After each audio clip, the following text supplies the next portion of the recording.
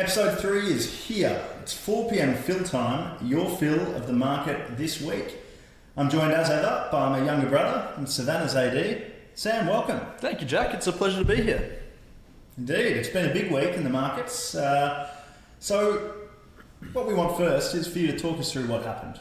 Well, Jack, it feels like the world's a really interesting place at the moment. And it feels like it's very delicately positioned.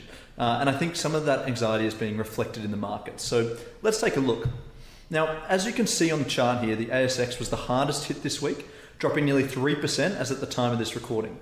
US major indices remained mostly flat, while the Euro stocks finished down 90 basis points after briefly hitting all-time highs earlier in the week. That rally was driven by defence stocks, as investors speculated on increased military spending following sustained pressure from the US. Now, speaking of defence, the global defence industry index has surged 58% over the past year. And if you need more proof of rising global uncertainty, just look at gold. As we know, investors turn to gold as a safe haven asset during turbulent times. And today, it's hit a record high of $2,934 an ounce. One more interesting headline from this week I want to touch on. Overnight, Walmart released its December quarterly earnings. And despite meeting revenue and earnings guidance, its share price tumbled 6.5%. The reason? In its earnings call, Walmart signaled a softer outlook, forecasting net sales growth of just 3 to 4% per year. Now, interestingly, this guidance is in line with recent performance, but it notably excludes the potential impact of tariffs, something management flagged as a risk. All in all, Jack, I think this jumpy reaction to what is essentially a standard earnings report is further testament to the growing fear factor creeping into markets right now. But that's enough from me, Jack. It's time for your hot take this week.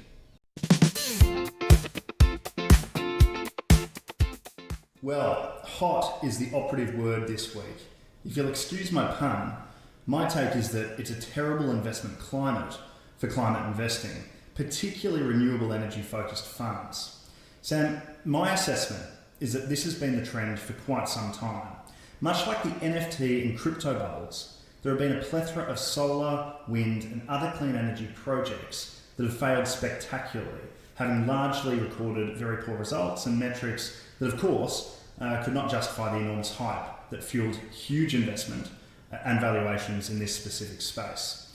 So under the magnifying glass of natural light, or perhaps a coal-powered lamp, investment appetite started turning sour in Q3 2023, when renewable energy funds globally suffered a net outflow of $1.4 billion that quarter.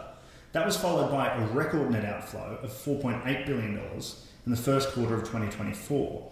And sadly for the space, if you'll again pardon the pun, the headwinds are blowing much harder now. High hype, high valuation economies usually suffer, and so performance-wise, ETFs like BetaShares Earth, ASX ERTH, reflect this trend, whereby their fund is down about 30% since inception in 2021.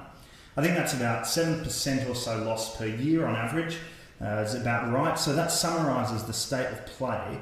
We know that the US are the trendsetters, and so withdrawing from the Paris Agreement and adopting a strong drill baby drill commitment sets a firm precedent for nations to mainly prioritise their own economic prosperity and the needs of now ahead of the dreams of tomorrow. The nation-first shift of global politics strongly signals to me that mass outflows and a doom spiral in performance will persist. And so, my hot take is that I hope those that are knee-deep in this space have a very high pain tolerance, because in my eyes the worst is yet to come. The huge favourite to win the next election, JD Vance, drilled down on the drill baby drill oriented policy, and other nations are prioritising their own immediate financial success through energy in their droves. Emerging is a classic game of, well, if results are underwhelming and the big dogs aren't making sufficient sacrifices, then of course, why should we? Now, I'm sure at some point, and with the constant enhancements of technology, the wind will again blow in the opposite direction, but as they say, the lights need to stay on. And so they will for the next wee while, brother. Now, it might not be nice or what some people want to hear, but that is this week's hot take.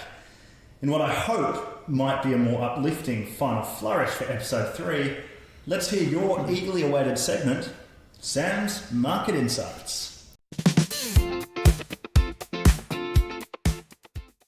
Well, Jack, I want to direct investors' attention to the not-so-magnificent performance of the Magnificent 7 stocks this year. Now, for those that don't know, the Magnificent 7 are 7 of the largest tech companies in the US, comprising Apple, Microsoft, Amazon, Alphabet, Google, Tesla, Nvidia, and Meta. The Mag 7 stocks have surged 240% over the past 5 years, becoming a powerhouse for US index returns. But this year, the story is starting to shift. Mag 7 stocks are down year to date, signalling that investor sentiment might be cooling. The reason this is relevant is because these 7 companies now represent about 33% of the S&P 500, which means that if you own a US passive ETF, you likely have a significant exposure to them. Now, the first cause for concern is that these stocks are trading at stretch valuations, with the average price to earnings ratio of 57 times. Such lofty multiples leave little room for error. Any slowdown in growth could send prices sliding further. It's worth noting that in their recent earnings reports, the Mag 7 stocks are still growing strongly for now. But, Jack, here's a really interesting stat. It's the first time since 2022 that these companies have reported virtually no earnings surprise. That is, earnings have met expectations, but they haven't surpassed them. This could be a sign that the market is starting to hit its growth limits. At the same time, the Mag 7 stocks are facing rising costs, with R&D and capital expenditures climbing fast. CapEx as a percentage of sales is projected to jump from 10% in 2023 to 14.5% in 2024. Meanwhile, competition in AI, particularly from China, is heating up, adding another layer of uncertainty. So, given these factors, the recent price pullback, high valuations, zero earnings surprise, and heightened competition risk, it might be time for investors to reevaluate their exposure to these market giants. Yeah, well, very interesting as always. Well analysed. Thanks, Jack. And so that's a wrap for this week's 4pm Fill. Subscribe, like, share, comment, or just keep sipping your schooner. But please do subscribe if you had some fun. We'll be back next Friday junk time. See you then. Cheers. Boom. Good, buddy. Oh, it's been fun. Not bad.